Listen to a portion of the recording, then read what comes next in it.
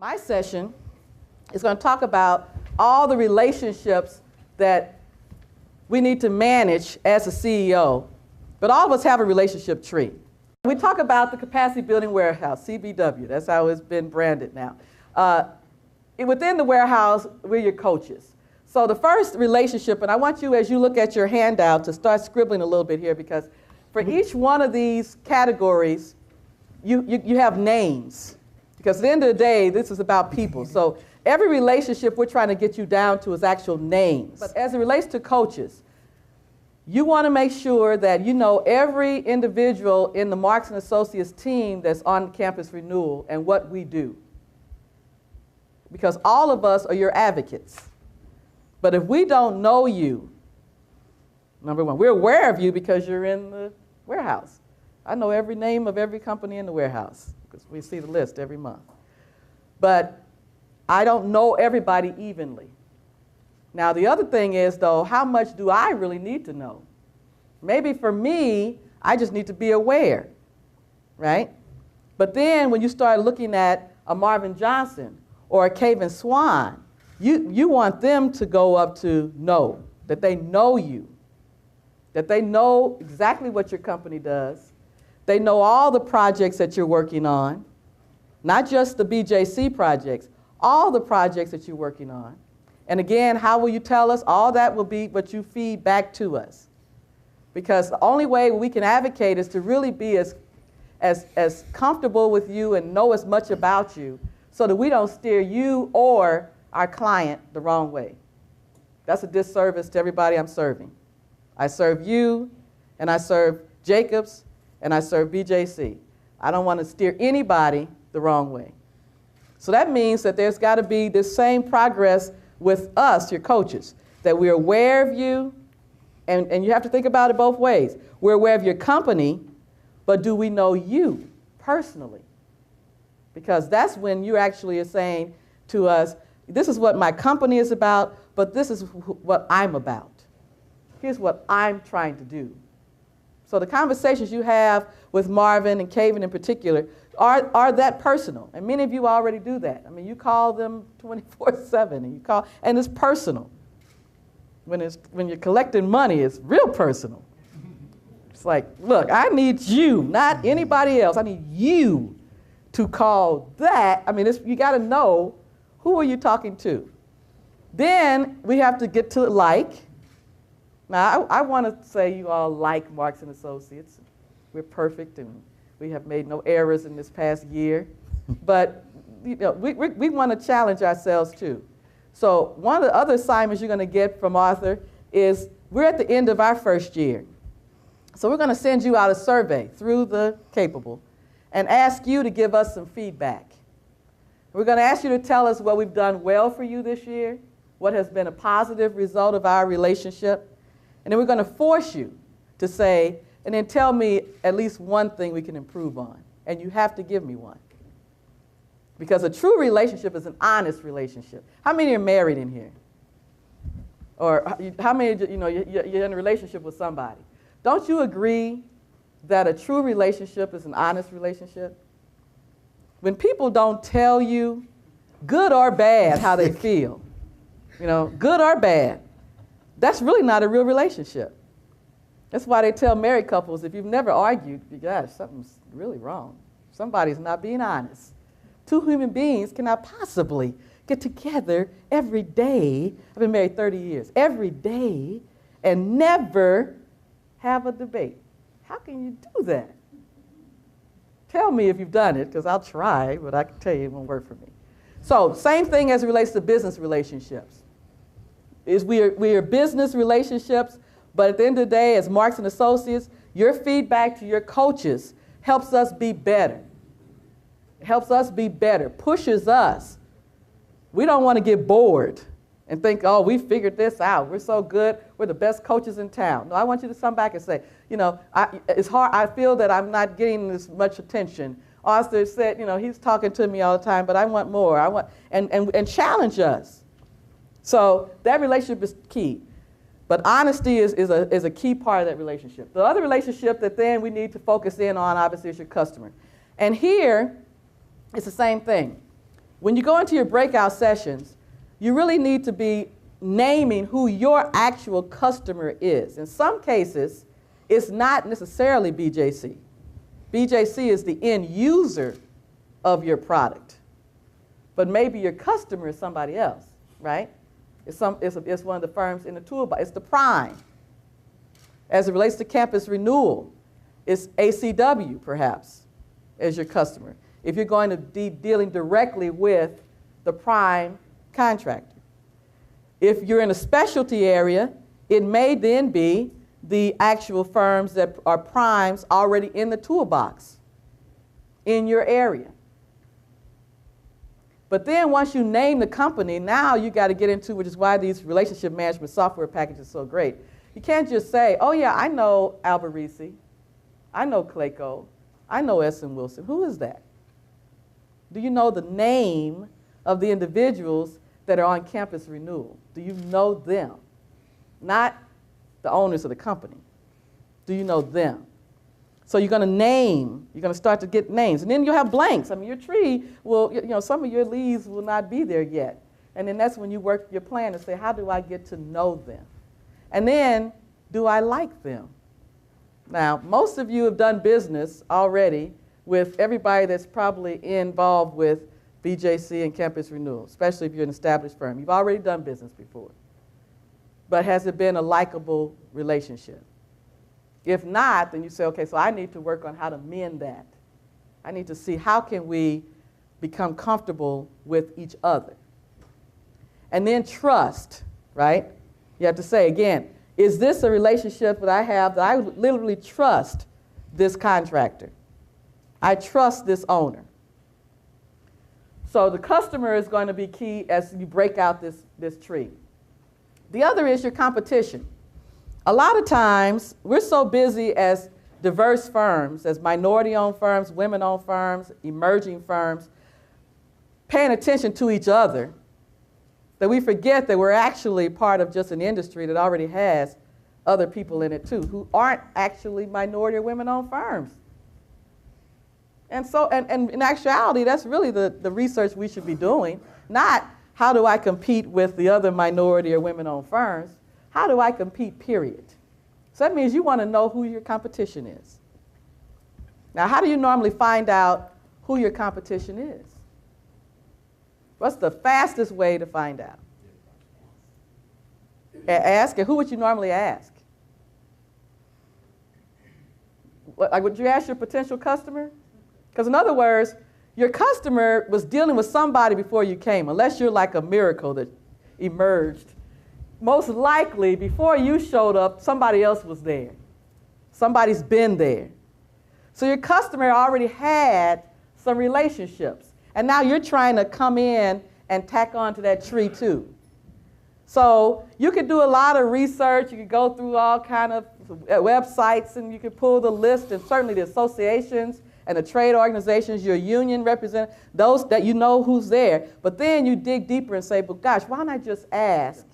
This is marketing. I'm not trying to sell. We're at the AGC golf tournament, and I'm hitting the ball. Duck. Yeah. And while we're sitting there, I say, hey, Rob, who do you name your top 3 best suppliers? And it would just come right out. Blah, blah, blah, right? That's value. That's worth more than me sitting up all day trying to figure out who's my competition with it. And then go to, like we mentioned, go to their websites. How are they marketing their services? What do they say on their site? What is it that makes them look like they're, they've gotten in? How did they get in? What is it? Are they somebody that I should partner with?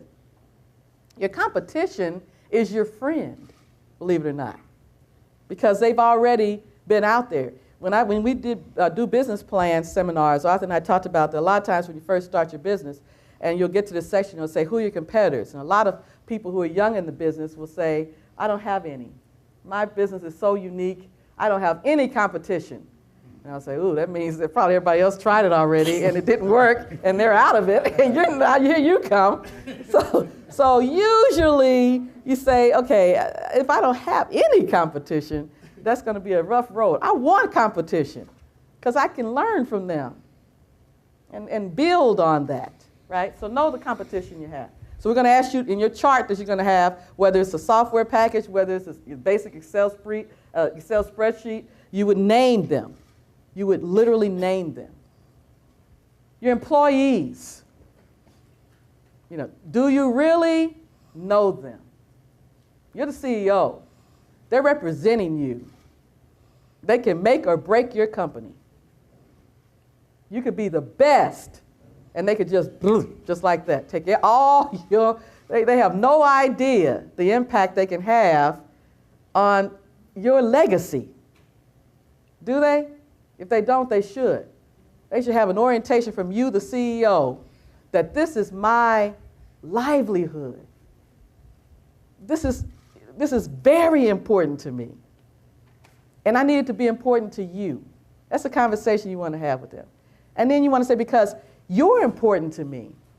When you hire somebody, you said, I'm going to make a way for you. Follow me. That's what a CEO says. The day you hire somebody, you say, follow me. Come on, I'm getting ready to make a way for you. Now you want them to go, I'll follow you because I believe in you. You want them to say, I'm aware that you're the CEO. I know you personally and I understand what drives you, what made you even start this company, where you're trying to take the company. And I like you, right? I like what you're doing, what you're trying to do. I want to do this. And I trust you, right? If your employees don't trust you, don't trust them. Because that means they're coming in saying, I don't trust them. I don't really believe they have my back. I think as soon as they grow, they're going to let me go. And therefore, I'm really not putting my best out here anyway. That's not the conversation you want. You want to say, trust me, and I trust you. It has to be that kind of relationship. If not, you got to bring them in for training. You got to say, I got to bring you in. For some reason, we're not on the same page. You don't seem to, get it, right? That's one of the things that was key about the branding. You let them see your face. Let them see you. Not when things are bad, and all of a sudden, here comes the CEO on the job site. Oh, Lord. No, let them see you in general, right? Technology is great there, too. You can take a picture or Instagram them that morning. How you doing? Just checking on you. Everybody okay today? Everybody on the field, send me back a high five. You can do that with your cell phone today. Just talk to them. Make sure they're talking to you. Suppliers, right? In the business you're in, if you have suppliers of something you're buying materials, what's your relationship with them? Do they really know that you're the CEO of a company that supports them? The more business you do, the more you have to buy? Do they respect you like that? If not, we got to work that relationship. Say, why? Why is it that my supplier doesn't really value me as a company? What do I do to make that happen? Right? What actions do I take? Labor. In a union town like we have, on the construction side, this is pertaining mostly to construction, but wherever your source of employees comes from. So if you're a design engineering firm, then certainly yours are coming from educational institutions.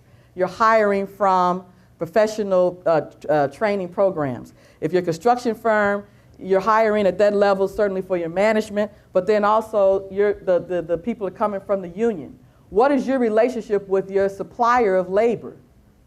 Do they respect you as the CEO? Do they know to send you their best? Right? You'd have to ask yourself that question. Say, as I look at my union, are they giving me the best trained employee so that I can make that person succeed? If not, that's a conversation I need to have. because I'm the CEO. I'm serving. You're serving the labor provider. They need you to need people. So how do you develop that? Banking. Same thing. It's not, that I have a relationship with Bank of America or Midwest Bank. No, I have a relationship with Alex Fenoy at Midwest Bank, and Alex and I have lunch once a month, and Alex is aware of me. Alex knows me.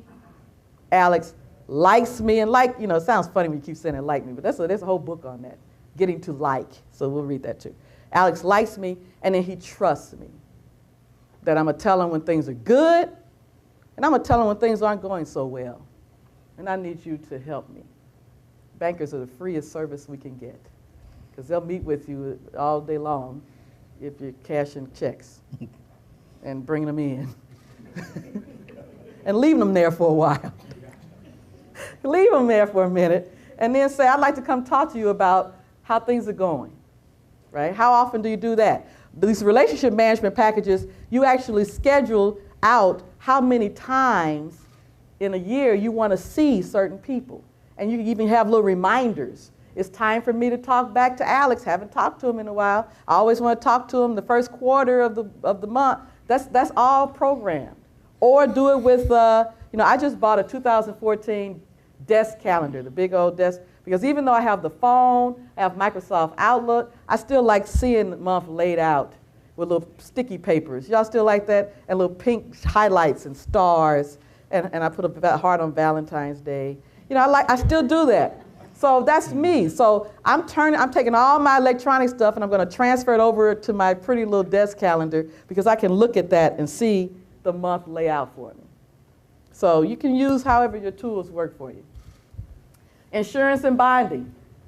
Obviously, in each one of these categories, you have some company you're working with. But again, name the person and say, is that person aware of what I'm doing? Do they trust me when I come to them and say, I'm about to blow up. This is going to be a good year. Get ready. Do they really trust to say, I'm with you? Meet with that bonding company regularly, not just when you need a bond. Meet with them, introduce your staff to them, your project managers, talk to them about the projects that you have on the books that are bonded and that are not bonded. Because bonding companies look at it all in the same way, whether it's bonded or unbonded. They look at your volume the same way and how you manage your work. Help them to understand how you implement your project management process in delivering your projects. So they want to believe, you want them to believe you're really an expert, right, at how to get through a construction project, not just when you need a bond. Mm-hmm. That's the worst time to call them, when you need a bond, absolute worst time. Mm-hmm. Bring them in quarterly. Here's our staff. This guy handles this for us. This lady handles this for us, and have them talk to the bonding company. Mm-hmm. Those things that we don't do, that we need to know, there's value in that. So the bonding company really starts to believe you are growing, you're trying to grow, you're adding staff, you're adding value. Talk to them about the technology that you use for bidding, right? Tracking your documentation, tracking your labor cost. That you do actually know when you're profitable and when you're not. Because they're very interested in that, not just because there's a project and it's public and you're going to need a bond for it.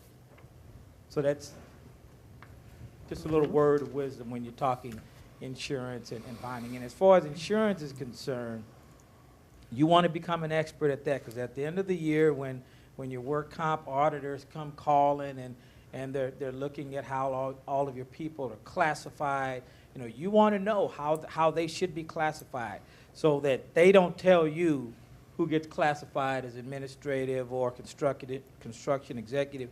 You want to know that. If you're on an OSIP project, those dollars that get committed to the OSIP project don't get counted against you during your workers' comp and GL insurance audit. So you need to know those things.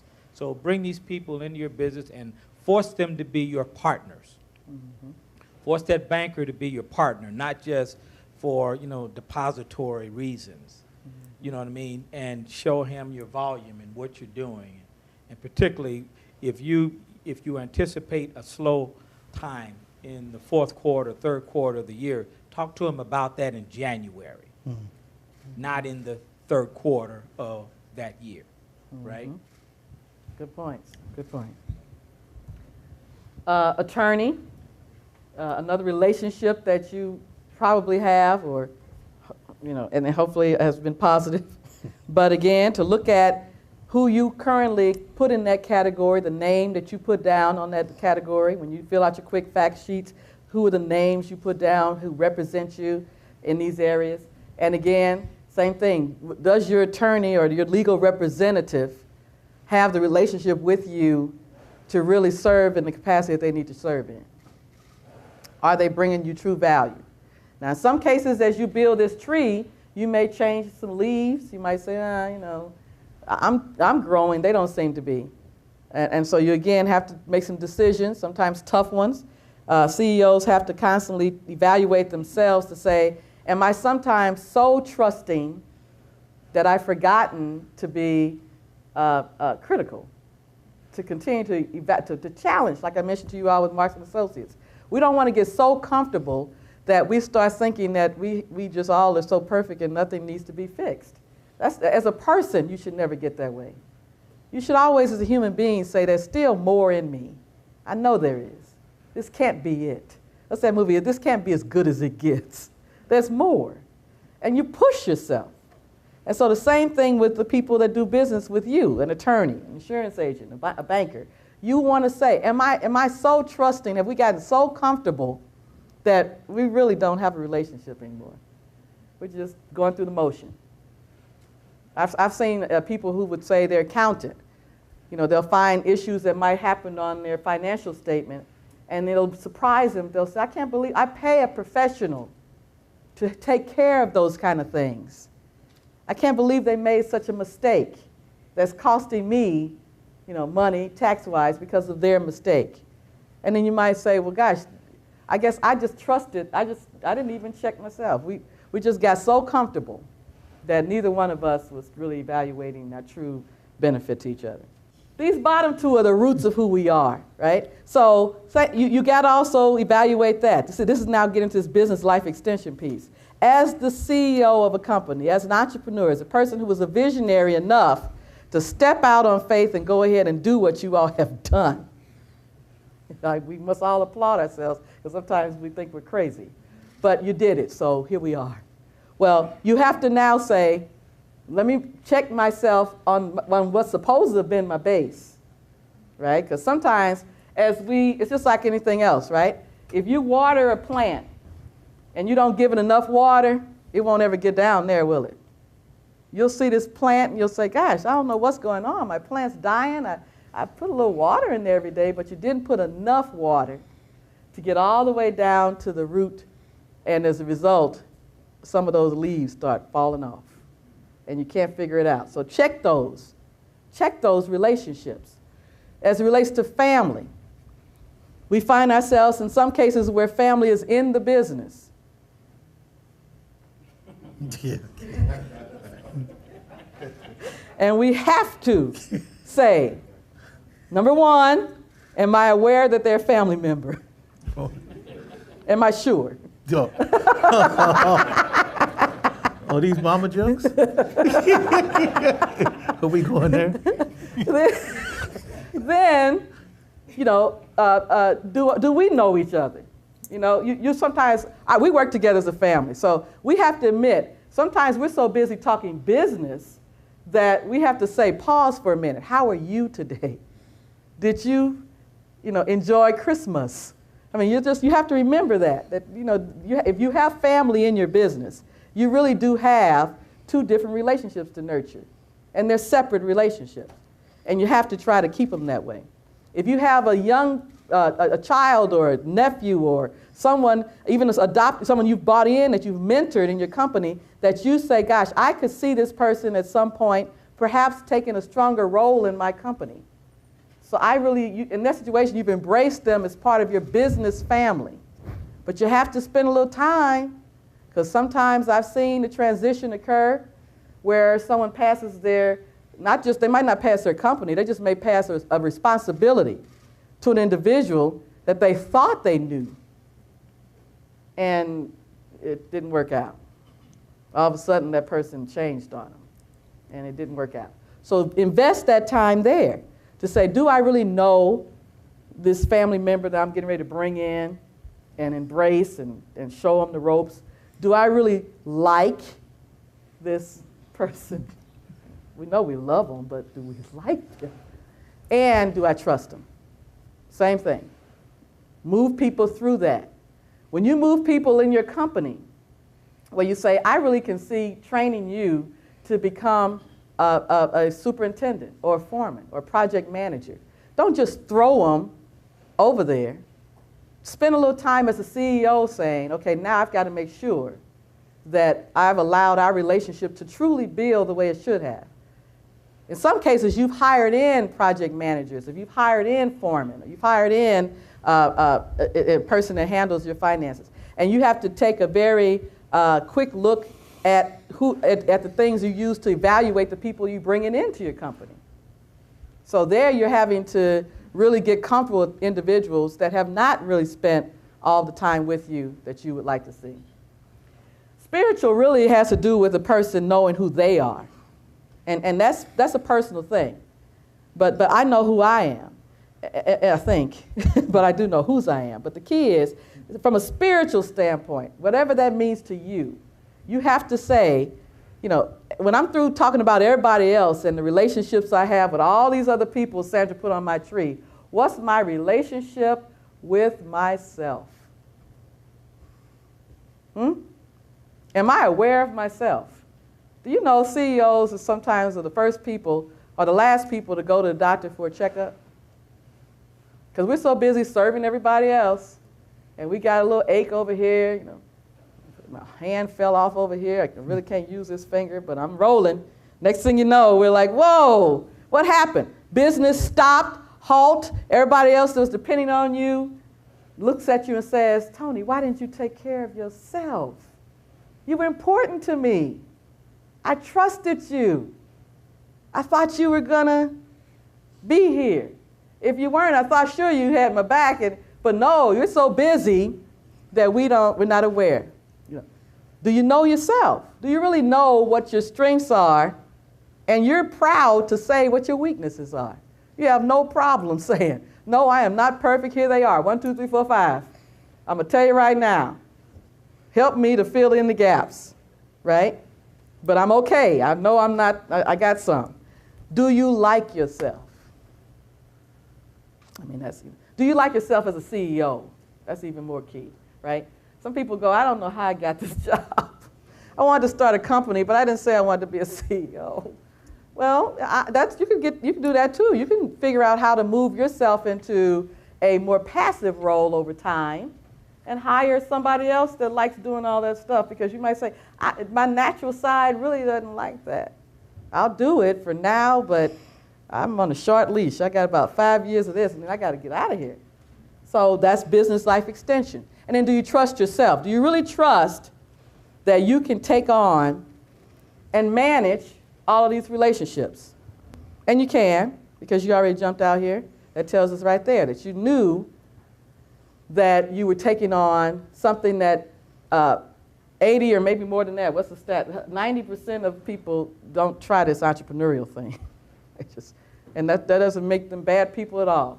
They do it within their company that they work for. Many entrepreneurs work within companies. They're called entrepreneurs. Many entrepreneurs work alongside a company, but they themselves are not interested in being the visionary and all of that, but they'll certainly support that. So entrepreneurial people are found all over an organization. All over corporations are entrepreneurial people. But when you step out and put your name on a company and you put your little crest and you make your pretty logo and you get your cards, all of a sudden now you really did something that some people say, no, I'm not that. I don't want to do that. And so that requires of us these steps.